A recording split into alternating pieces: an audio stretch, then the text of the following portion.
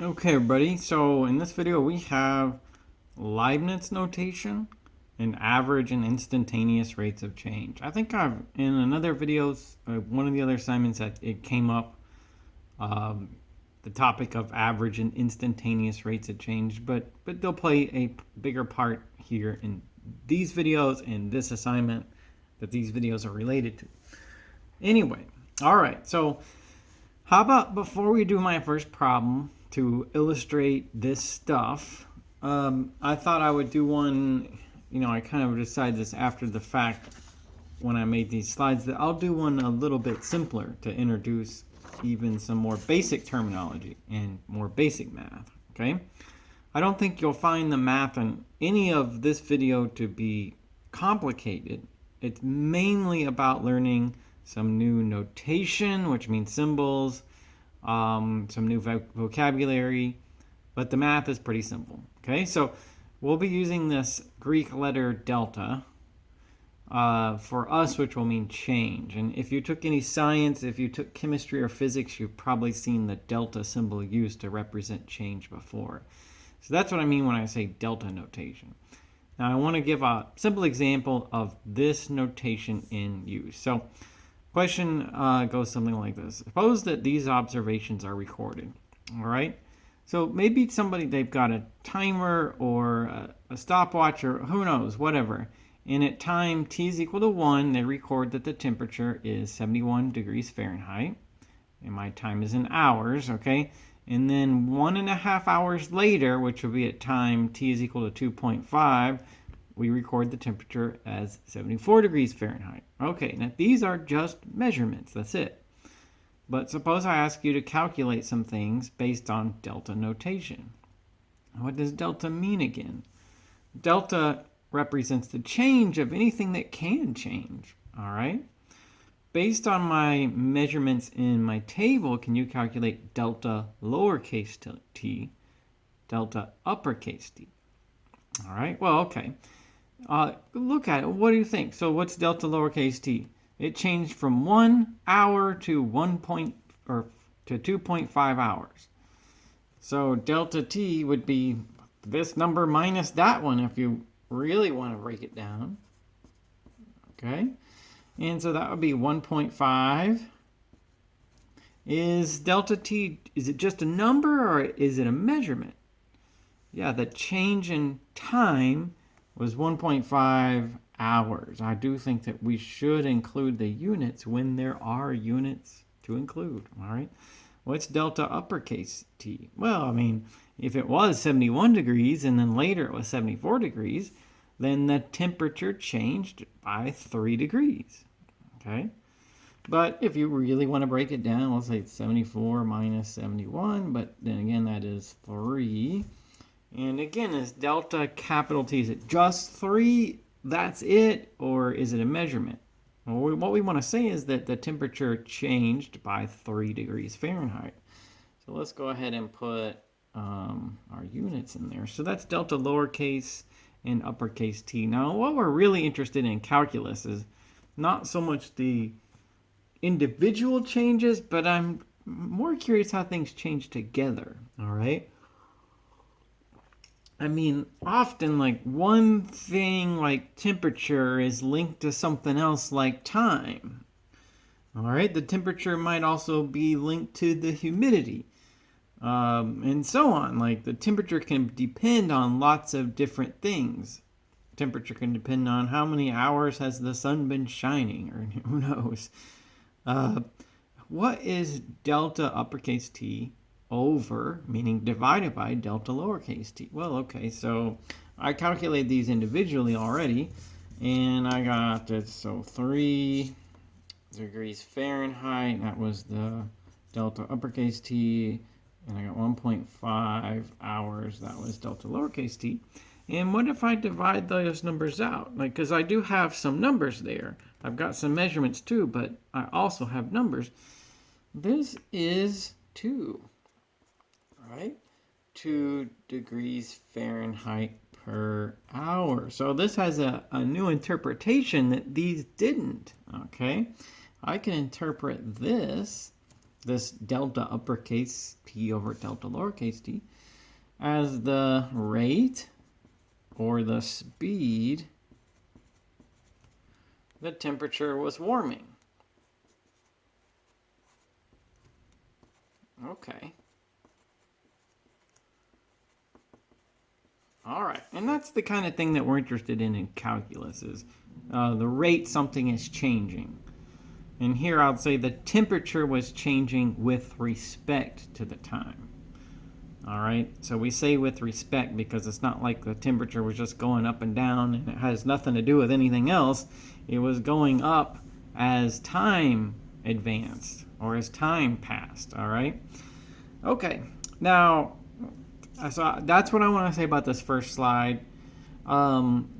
Just for some relevance of something I'm going to say in a little while is like there's a slightly more technical term for this.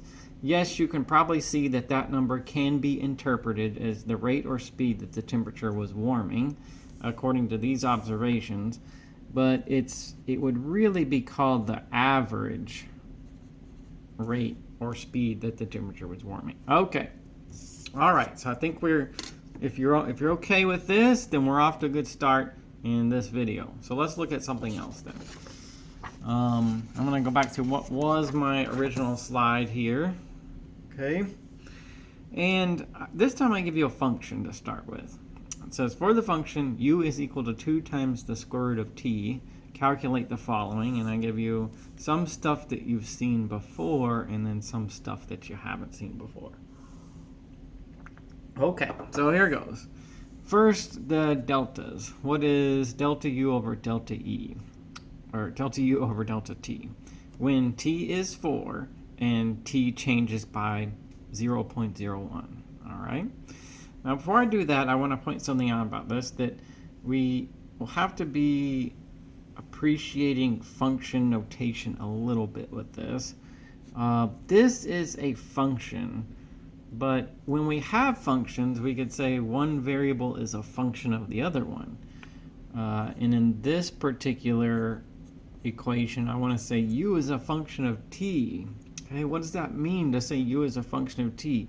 It means that t is the input or the independent variable, and that u is calculated from it as an output. So it's very clear here that it's intended that if you plug t in, then you get the u back out, not the other way around, all right?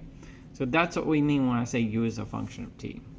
All right, now with that being said, though, let's get this out of the way. Now, though, you don't have to do this part the way that I'm doing it right here, but because of that first example I showed you, I would prefer to do it this way. I would prefer to write t here, and I would prefer to write u over here. Okay, you definitely don't have to do it the way that I'm doing it here. I mean, you could do this in your head if you're smart enough, but if you wanted to show something, this would be something that would be easy to show. So t is 4, and it changes by 0.01. Okay, so that would mean that t changed from 4 to 4.01. That represents that t is originally 4, and it changes by that much. What is u as a result? Wouldn't it make sense that, like my other example, if one thing changes, so does another, if those two things are connected in some way? So, yes, I mean, temperature normally is connected to the time of day. It normally goes up and down. I guess if it's extremely humid, it can stay relatively constant. But yeah, otherwise the temperature is connected to the time of day. And here the variable u is connected by this function to the variable t. So if t was 4, what is u? Well, I plug 4 into this formula. Root 4 is 2, so 2 times 2 is 4. So, and then what's u if t is 4.01? Well, that one's a little harder, so I'm gonna go like this. Okay. So here you go. So according to my table, delta u over delta t is, let's see, how do we do that in our other example? What is the change in u? In my other example, I said, well, see this variable? It changed by 3. I mean, it was 71 and now it's 74. It'd be a little harder to just look at that and know what the change was. So I'm going to put 2 root 4.01 minus 4, that's the change in u.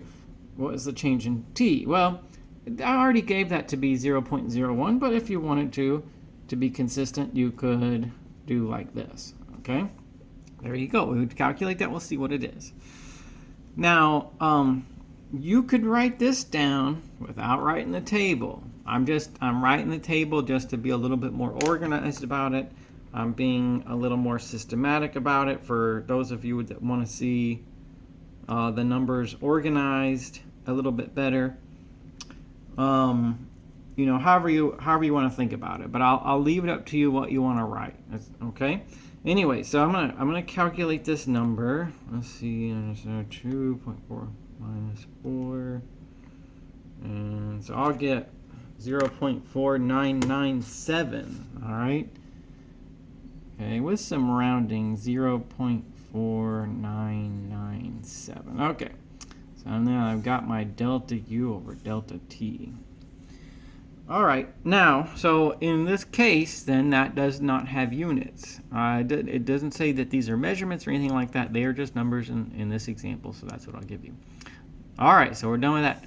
Next part. Now, this you've probably never seen. I mean, I guess if you read math as a hobby, then maybe you've seen it, or if you took some calculus somewhere else at some other time, then maybe you've seen it, but at least I've never showed it to you. So here's what this is. This is du over dt. That's the way we might read that. All this is the derivative of that. Okay? That's it. Evaluated when t is equal to 4. So how about this? Let's get u and write it down. U is 2 root t, but I'm going to go like this. I'm going to say u is 2t to the 1/2 power, all right? And then I said that you have not seen this symbol before from me, but all it is the derivative of that function that was given, all right? And you know how to do that. I've given you all the rules. So what do we do with a constant here? When we have a constant like that, we carry it down. And then what's the derivative of t to the 1/2 power? Well, so it's 1/2 t minus 1/2. And then doing a little cleaning up, I got 2 times a half. They cancel. And so our derivative is 1 over root t. Okay. All right. Now, you've seen me do that before. You know the rules already. You may not have known that that's a new symbol for us, for the derivative, but that's what it is. That's what I told you. That's what I have here, and that's what I got. Now, this is saying, what is the derivative evaluated when t is 4? All right, well, so I got the derivative here, and I'll go ahead and I'll put 4 in. Right, there's your derivative. That's du over dt. And then I put 4 in, so okay, I put 4 in. And that is what? 1 over 2, root 4 is 2, or 0.5. Okay. Now then, this was just an exercise. I calculated both of these. I told you what the new symbols meant. Now it's time to make some connections and look a little bit deeper into it. You may have noticed that this number was really close to that one. 0.4997 is very, very close to 0.5. And you might say, well, is there a connection between the delta notation and this du dt notation for the derivative? I mean, there's answers were pretty close. And do the notations look similar? Like, instead of delta, I use d? Well, okay, so here's the story on that. Okay, so facts and definitions. There's stuff to know. So we call the deltas the average rate of change, in this case of u with respect to t. Okay, so this is from that problem I just did. That's what we got when we did delta u over delta t. Why do we say with respect?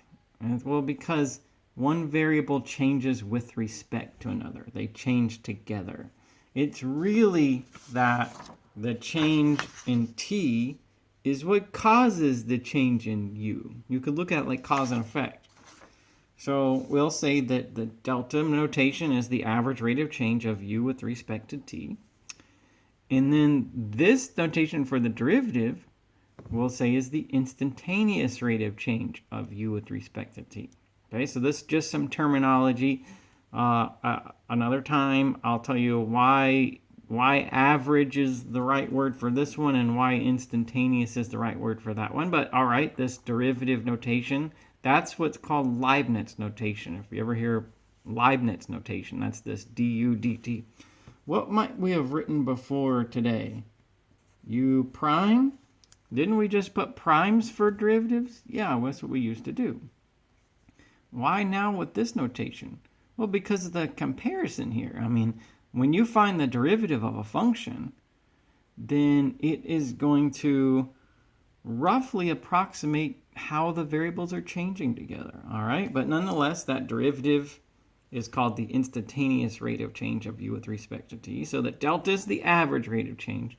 The derivative is the instantaneous rate of change. We could also say that the derivative du over dt is the derivative of u with respect to t. That's another way that it's mentioned. And then here's what the derivative really means, all right? So far in this class, I've told you the derivative tells you the slope of a curve. And I've used symbols like y prime, or I guess in this case I would have used u prime to represent the derivative. But the derivative will be very close to the actual changes in the variables, as long as the changes are small, all right? So when we find the derivative of a function, it's telling us how the variables are changing together. And we might want to know that, you know, like in this example, measuring all the changes gave us a way to measure the speed that the temperature was warming, all right? So that's what the derivative can do for us now, is it tells us how changes are happening, and that's something that we're interested in. I mean, you look all around you, and everything is changing almost all the time, and change in one thing causes change in another, and the derivative will become much more important to us for that reason. It still measures the slope of a curve, but that's not really the emphasis that we're going to put on it right now, all right? Okay, so yes, if delta t is small, we can expect delta u over delta t to be roughly equivalent to the derivative of u with respect to t. Let's see, was that true? What was delta u over delta t? 0.4997. Okay, what was the derivative of u with respect to t? 0.5. Yes, they are very close. Okay, and when we write our derivative notation this way, it's the derivative of a function such that u, that variable on top, is a function of t, the variable on the bottom. It's got to be that way. And notice, that is where I started on my problem. I started with the function where u was a function of t, and du over dt was the derivative of that function. But that's how it always is. When we write our derivative notation like this, that variable on the top must be a function of the variable on the bottom. All right? Okay, so those are our facts and definitions. Let that sink in. Read it as many times as you have to get it to sink in. Anyway, let's try another one now that we know that. So here I get b equals 4 over a squared. Okay, so if you were going to express that in function notation, how would you do that? I guess I would say the variable b is a function of the variable a. It is intended with that formula that a goes in and b goes out. Every a will calculate exactly one b. All right. There's your inputs and outputs though. So b is a function of a. All right, so we got that. Can you calculate the deltas as given? Well, I'll do this the same way every time. So I'll say here's a, here's b, and you want a to be 5 and to change by 0.04. So that would mean it would go from 5 to 5.04. And then, what's b? Well, you find b as 4 over a squared. So this would be 4 over 25. That one's pretty easy to calculate, right? 5 squared is 25. And this one, if a is 5.04, that's going to be 4 over 5.04 squared, which I don't happen to know off the top of my head. But let's calculate it this way. So delta B over delta A will be equal to, how do we do our very first example that we ever did? We took this, the delta B will be this number minus that one. So I'll get 4 over 5.04 squared minus this one, 4 over 25. That's the actual change in B in that table.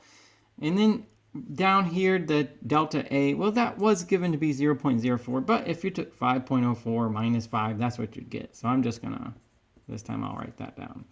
All right, now, so that number turns out to be negative 0.0632 with some rounding. Okay, why negative this time? Why negative? What would it mean if the delta or the derivative was negative instead of positive? Well, let's see. So that number 4 over 25, I mean, it's best to illustrate things with numbers as much as I can. I try to do that rather than just mention abstract concepts. But this number is about 0.16, okay? And then this other one, 4 over 5.04 squared, that turns out to be 0.157.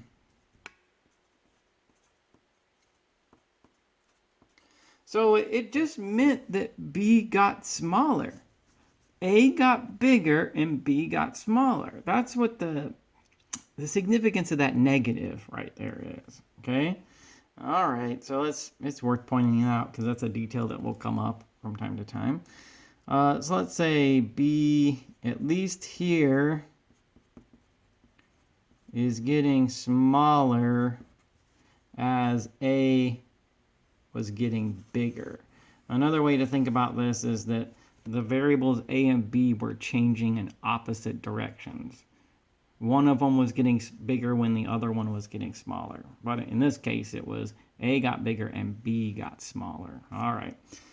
So, okay, we got that number. Let's see about this one. What's the derivative of B with respect to A when A is 5? That's how we're going to read that. Remember that other slide where I introduced all the terminology? Well, so let's see. Let's take our function. Whoops. Up here, 4 over A squared, and write it as 4 times A to the minus 2 power. Let's do that, because that's the way I would have rewritten something like this in order to find the derivative. Now, the symbol we're using for the derivative may be different. The rules are never different, okay? It's just the notation that's different here. So if I was going to find the derivative of this in the other videos I made when we learned how to find derivatives, then I would have rewritten it like that. And then I would have told you, okay, well, the derivative of that is going to be, let's see, carry down this 4. That's what you do with that constant in that case. Minus 2a to the third power. So I'll get minus 3. 2a to the minus 3 power. So I'll get negative 8 over a to the third power. So there's your derivative. Okay? All right, now let's evaluate that when a is 5. So that's going to be negative 8 over 5 to the third power. So we'll figure out what that is. So 8 over 5 to the third power, that turns out to be 0.064. And it is negative, right? Okay, so there's my derivative. There's my instantaneous rate of change of B with respect to A. So what's something that we said about, why don't I just write B prime for the derivative? A lot of people, when they see this, they're going to resist using it because it makes it seem more complicated. I said you use the same rules for finding the derivative, but when people see that symbol, then it kind of turns them off. They don't like it. It makes it seem like what's happening is more difficult. It's not true, but let's say that we use this symbol because this dB over dA is a lot like delta B over delta A. So when we get a derivative and we use our notation like this, then we say, well, what that number is supposed to do is tell me if A and B were changing, this is how they would be changing together. See? Oh, okay, so up there I actually calculated the actual changes, and I got something pretty close.